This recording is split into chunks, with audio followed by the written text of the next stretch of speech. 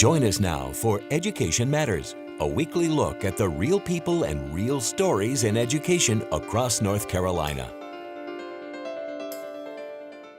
Welcome to another episode of Education Matters presented by the Public School Forum of North Carolina. I'm your host, Keith Poston. This episode, we're going to explore private school voucher programs, including our own here in North Carolina, with a leading national expert who's been studying these efforts across the country. Like every week before we tackle our main topic, we will open with our segment we call Edlines, a quick scan of education headlines across North Carolina and the U.S. President Donald Trump released his first budget last week, and major changes and cuts in federal education programs are included. The administration is seeking to cut $9.2 billion, or 13.5%, from the Department of Education's total budget, dramatically reducing or eliminating grants for things like teacher training, after-school programs, and aid to first-generation college students. A host of programs aimed at low-income students are also slated for cuts, including federal work-study funds that help students that work their way through college, and nearly $200 million in cuts to federal TRIO and Gear Up programs, which help disadvantaged students in middle and high school prepare for college. While proposing massive cuts in areas like after-school programs, the president is proposing to shift $1.4 billion toward one of his key priorities, expanding charter schools, private school vouchers, and other alternatives to traditional public schools. The North Carolina House last week approved legislation that would change how the state grades the state's public schools. Under current law, the A to F letter grades are based on 80% on a student proficiency on standardized tests and 20% on year-over-year student growth. House Bill 322 would change the formula to 50% for each one, placing more emphasis on growth or improvement over time. The House has supported changes to the grading formula in recent years, while the Senate has shown little interest in any changes. Bills were officially filed last week in both the House and the Senate to create a new North Carolina Teaching Fellows program that aims to recruit more STEM and special education teachers into North Carolina classrooms. Senate Bill 252 and House Bill 339 were filed with a near record number of legislators, both Republican and Democrat, signing on as co-sponsors. The bill certainly has one of the strongest out-of-the-gate showings of bipartisan support we've seen among education bills in recent years. The framework was unveiled by Senator Chad Barefoot and Representative Craig Horn, who you see here on the screen, a week ago at an event at NC State. Finally, the state's new and sometimes controversial Achievement School District that will take over 5 low-performing elementary schools now has a superintendent. Dr. Eric Hall, who has been serving as president and CEO of Communities and Schools of North Carolina, will be the new district's first superintendent. Hall began his career as a teacher and has more than 20 years of experience in education. Communities and Schools is a statewide nonprofit network that provides integrated support services in more than 300 schools across North Carolina. Remember, you can visit the Public School Forum's website at ncforum.org, click Education Matters, and read more about each of the Edlines as well as other topics we cover each week. As I said at the top of the show, we're going to talk today about one of the most controversial school choice initiatives, private school voucher programs, and we have a terrific guest here today to help us understand more about it. He is Richard Kahlenberg. Richard is a senior fellow with the Century Foundation in Washington, D.C., has a lot of expertise and experience in education, civil rights, equal opportunity, has studied a lot of private school voucher programs, including looking at ours here in North Carolina. So thanks for being here today. Oh, it's great to be with you. Thanks, Keith. Thanks, Rick. Well, here's what I want to start out with first. We've got you for the whole show, so we're going to cover a lot of ground, which is terrific. Just private school vouchers in general, and the whole notion of vouchers and tax credits for private school education. Kind of give me the lay of the land, if you will, and where we are nationally on these kinds of efforts. Right. Well, there are a number of states like North Carolina which have adopted private school voucher programs that allow public taxpayer funds to be used in private and religious schools. But what we're seeing now is, for the first time, really a concerted effort at the federal level through Donald Trump and his education secretary, Betsy DeVos, to nationalize this voucher idea, which is we'll get into the concerns I have about it, but it's really unprecedented in this sense that I've been looking at education for 20 years, and there are lots of debates about how much we should be spending per pupil, how we should approach teachers. But this is the whole enchilada, right? Right. This is, are we going to have a system of public education as we know it in this country? If President Trump and Betsy DeVos had their way, we would move to a radically different plan of privatization of our public schools. Right. I mean, he talked about, I mean, the budget, or the skinny budget, as they call it, I guess, in D.C., is $1.5 billion to start. But he really is talking about, at least he did on the campaign trail, a $20 billion school voucher national program. I mean, those are some serious dollars. We're talking about maybe the lion's share of what's spent at the federal level in education. Yes. So this is, and the context is, as he's proposing expansion of private school vouchers, he's simultaneously cutting dramatically the federal education budget. He's talking about a 13% cut. So these two things go together. You see diversion of money to private schools. So I think we're in a really volatile situation for the future of our public schools. Let's get into look. I've read your reports. In fact, I think we're going to pop up on the screen your latest report. I've got it right here. America needs public school choice, not private school vouchers. So, I mean, safe to say you're not a fan of this sort of move. So, but tell us why, and sort of what's your concerns about privatization and things like private school vouchers. Right. Well, I've got several concerns. To begin is that diversion of money from public schools, where 90% of students now attend, to private education. So there's going to be a trade-off. We're going to be moving funds from the schools that people are using now. We'll see increased class sizes potentially, other problems related to decreases in funding. Right. In addition, I'm very concerned about the lack of accountability in the private school sector. So that can mean we won't have the same requirements necessarily that students are learning, and we also won't have the same civil rights protections. You know, it's important to remember that public schools accept everyone. There are no racial, economic, religious tests.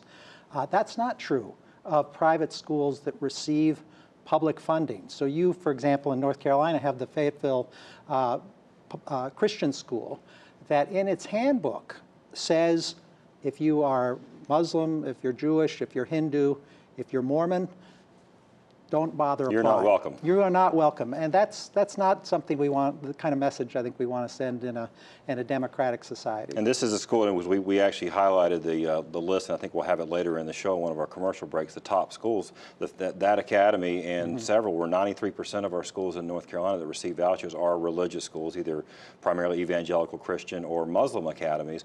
Some of those have received already $1 million in taxpayer funds just in the last 2 years. That's right. So we're not talking about a small. What else? Well, I'm also concerned that the basic mission of private schools is not to promote our democracy. We've seen a disturbing decline in the support for democratic values in American society. So if you look at polling, it finds that among young people, actually a quarter now say that democracy is a bad or very bad system for running a society. Right. I mean, it's an astounding figure to me.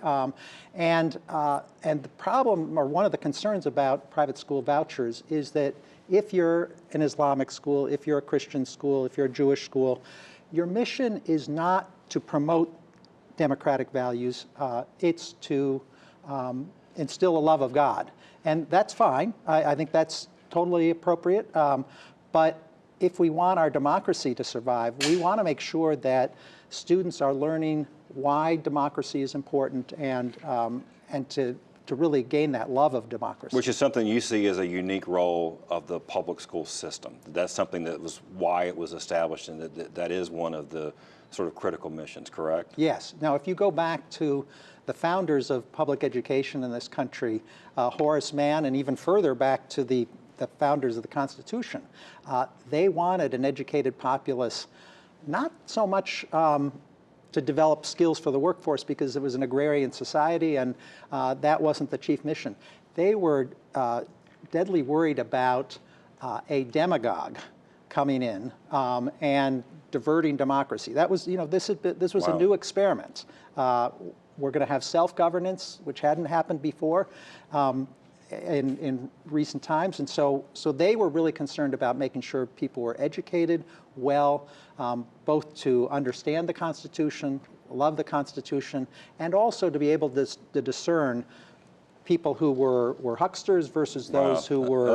That's a great history right there. We got to go to commercial break, but when we come back, I want to talk further about possible solutions. We're not just here to talk about what we don't like. We're going to talk about some things that you think would be good for the country and for the state. So when we come back, we'll have a lot more conversation with you in just a minute. But before we go to break, see if you can answer this question. What percentage of U.S. students attend public schools?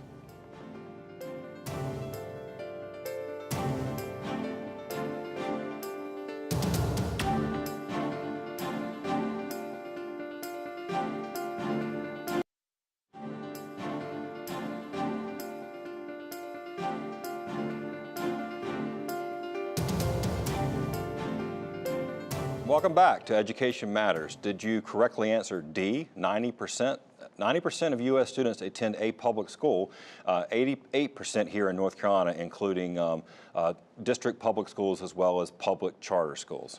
We're going to continue our conversation with Rick Kahlenberg. Again, thanks for being here, Rick. As I said at the top of the hour, you've been writing and talking about this a lot.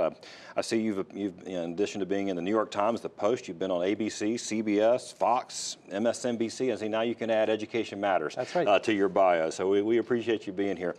What else, to go back to our first segment, concerns you about vouchers? And then I want to get into a proposal that you have. Sure.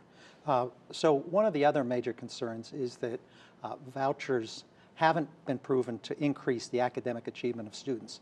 Some people assume that private schools are kind of inherently better than public schools, but the research in Louisiana, Ohio, and other states has found that actually academic achievement has declined in a number of those states when public school students transfer to private schools and go to private schools on those. And that's voucher comparing programs. them to the students who stayed, right? I mean, that, like the Louisiana study, I know there was Louisiana, Indiana, and I think, was it Ohio? Ohio, that's right. And you know, for a number of years, the research had been kind of mixed, but these most recent studies have been devastating, really negative results from the private school voucher plan. And we have to be thinking about how we're spending our money carefully in order to improve academic achievement for kids, and it's just not happening in the private school voucher programs. Right, okay. Now I want to shift gears. We've talked about things that concern you. What would you propose? What should we be looking at in the area of choice? Look, choice is pretty popular, and it makes sense to parents that they should have choice in where their kids go. So what would you propose? Yeah, well, I think when Donald Trump and Betsy DeVos say poor kids trapped in terrible schools need a better alternative, they're right. That we ought to have choice, but within the public school system, where there are civil rights protections, where there's accountability, where we're going to make sure that the money is better spent than in a privatization scheme. So there are a number of school districts, about 100 across the country now, including Wake County and Charlotte, where they're using public school choice to bring kids of different backgrounds together. Different racial and ethnic like magnet backgrounds. programs, that's what people will be familiar with here in Wake County. That's right, exactly. So magnet programs, so this is not the old style of compulsory busing that we did many, many years ago.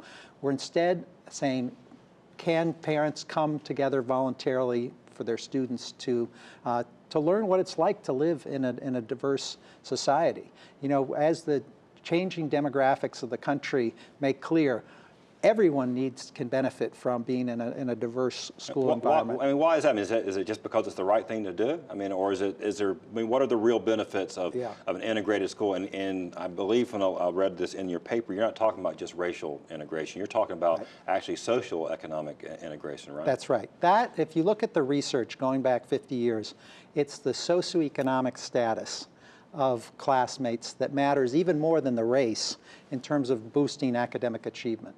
So we know that low-income students who will go to more economically mixed schools do far better than low-income students stuck in high-poverty schools. And the middle-class students also benefit, that they can benefit from a richer classroom discussion in which students bring different life experiences to the table. This is something that colleges figured out a long time ago, that that essentially diversity makes us smarter. That when people are bringing different ideas in, that you get more creative solutions and better results for everyone. There's also kind of a practical workforce preparation issue here. The number one reason that people are fired on the job is not that they're incompetent, it's that they can't get along with others in the workforce, oftentimes others who are from different racial, ethnic, or economic or religious backgrounds. So if we want all students to be prepared to work well in a 21st century diverse America, it doesn't help us when our schools are segregated. So we can use public school choice to overcome unfortunate patterns of segregation by race and class, at the residential level.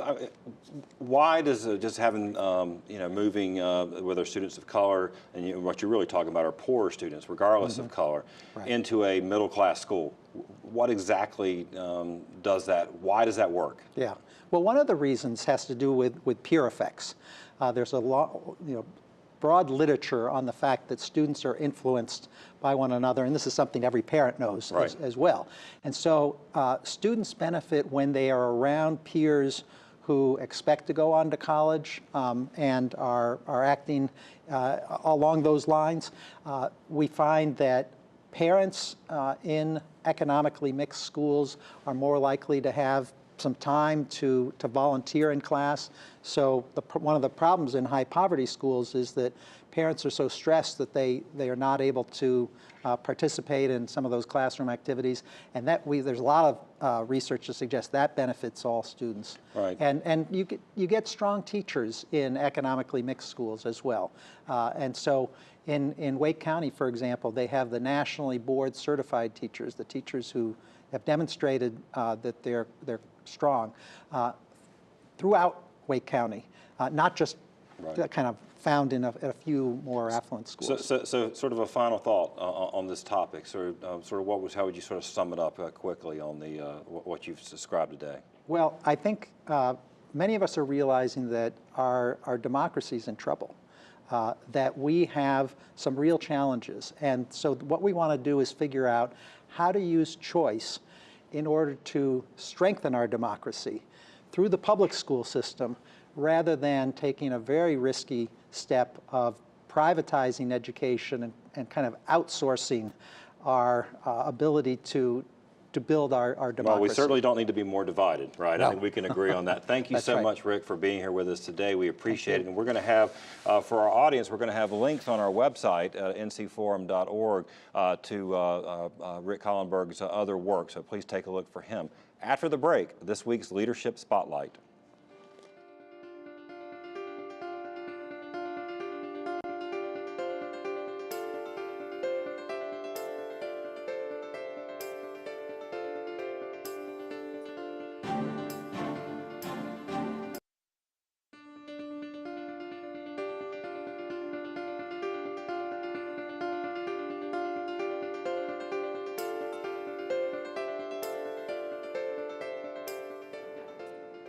Each week, Education Matters spotlights individuals demonstrating exceptional leadership in education in North Carolina based on nominations from you, our viewers.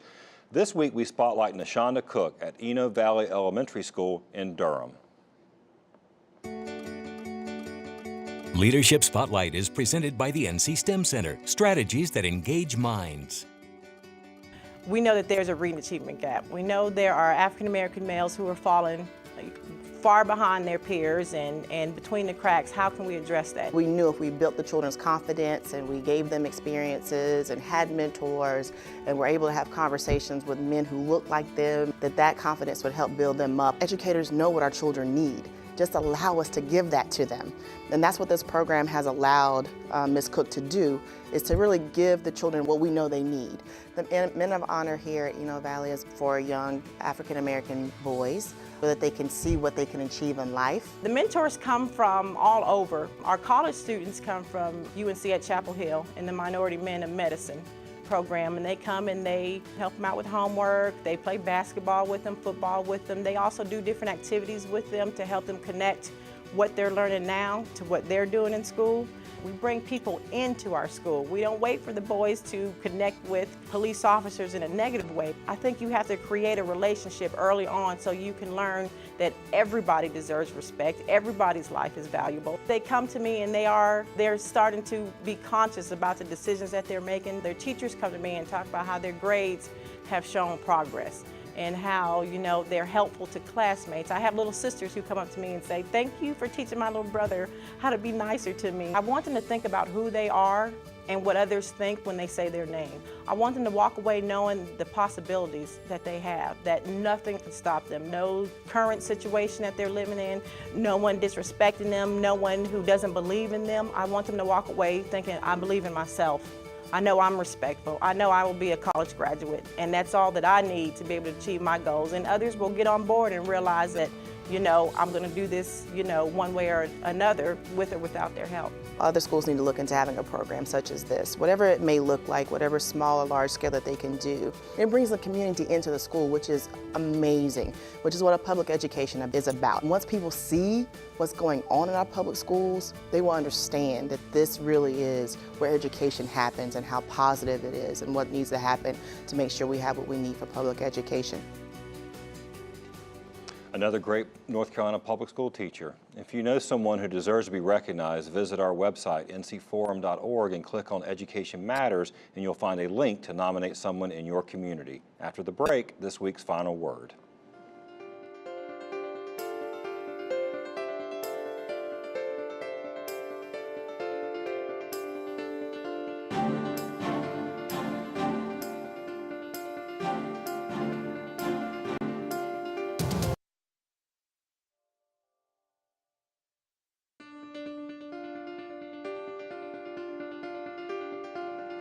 Our guests today raised some very important questions about private school voucher programs. One key question, of course, is simply about diverting resources away from public schools, which educate almost 90% of our students in North Carolina. The General Assembly plans to spend nearly $1 billion over the next 10 years on private school vouchers. Even with some recent gains, our public school per pupil spending and teacher pay still is in the bottom 10 nationally. Then there's accountability and transparency. Private schools fiercely guard and protect their independence. But when these schools take public funding but still operate like a private entity, transparency and accountability is difficult. And that's if you're really trying. A recent study by researchers at Duke University found that North Carolina's Opportunity Scholarship Program has the least accountability of any private school voucher program in the country. The report pointed out that our voucher program lacks requirements for state accreditation, lacks guidance on curriculum, does not require that teachers be certified, exempts these schools from all the state's testing requirements, and sets zero guidelines on school calendars or hours, while at the same time dictating precisely when our public schools must start and end each year. On top of all that, the latest research on programs in Indiana, Louisiana, and Ohio that our guest mentioned actually show negative academic results for students who leave public schools for voucher-funded private schools. Even with these very real questions that ought to be answered before we continue to expand our voucher program nationally and here in North Carolina, one story I think gets lost in the debate, and that's the importance a system of public schools plays in our society. There's a reason founding fathers like Thomas Jefferson focused on the importance of a free and public education. It's why it's in our own state's constitution. It wasn't just about the delivery of academic knowledge and learning. It was also about building an educated community, a state and a nation with shared values and goals. Public schools today are one of the few public institutions where we can all come together and don't separate ourselves out into our religious, cultural, ethnic, and socioeconomic silos. I think it's one of the undersold benefits of an excellent public school system. I've lived in other states and experienced where privatization was a much bigger point of emphasis. We are extremely fortunate to have the kinds of public schools we have in North Carolina for our children, and they are worth defending.